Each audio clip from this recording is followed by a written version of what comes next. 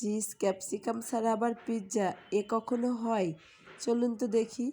2 cup ময়দা নিয়েছি, সামান্য লবণ, 2 চামচ ইস্ট, 3 চামচ রান্নার তেল, 1.5 চামচ চিনি দিয়ে আমি এগুলো মিশিয়ে নিব। নর্মাল টেম্পারেচারে পানি দিয়ে আমি একটি ডো তৈরি করে নিয়েছি। এটা কিছুক্ষণ রেস্টে রেখে দিব। ফ্রাই প্যানে তেল, পেঁয়াজ ও এলাচ দিয়েছি।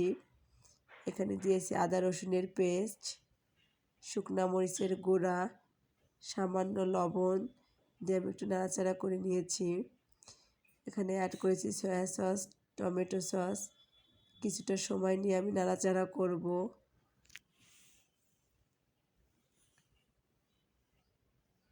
মশলাটা কষানো হয়ে গেলে আমি মাংসের টুকরাগুলো ছেড়ে দিয়েছি।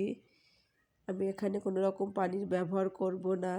এভাবে নাড়াচাড়া করতে করতে আমার তেল ছেড়ে দিয়েছে, রান্নাটা অর্ধেক হয়ে গিয়েছে। এখানে অ্যাড করেছি পেস্তা ও কিশমিশ, ভাজা জিরের গুঁড়া, ভাজা ধনের গুঁড়া দিয়ে দিয়েছি। আমার রান্নাটা প্রায় শেষের দিকে, এটা সাইড করে রেখে দিব। ডোটা থেকে বাতাস রিলিফ করে নিয়েছি। ওভেন ট্রেতে আগে থেকে রান্নার তেল ব্রাশ করে রেখেছিলাম। এই ডোটা আমি পিৎজার শেপ দিব। আলতো হাতে আমি চারিদিকে মুড়ে দিচ্ছি। হালকা হাতে আমি চারিদিকটা চেপে দিব সমান করে। প্রত্যেকটা সাইড আমি এভাবে চেপে চেপে দিব।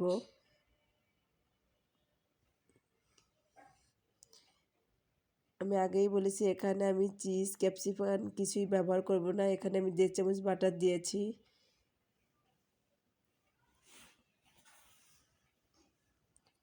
একটা ডিম ভেঙে দিয়েছি, ডিমটা চারিদিকে ছড়িয়ে দিব। মাংসের টুকরাগুলো উপর থেকে ছিটিয়ে দিব।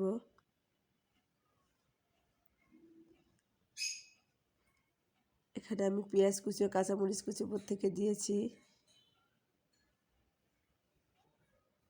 1 চামচ বাটার দিয়েছি।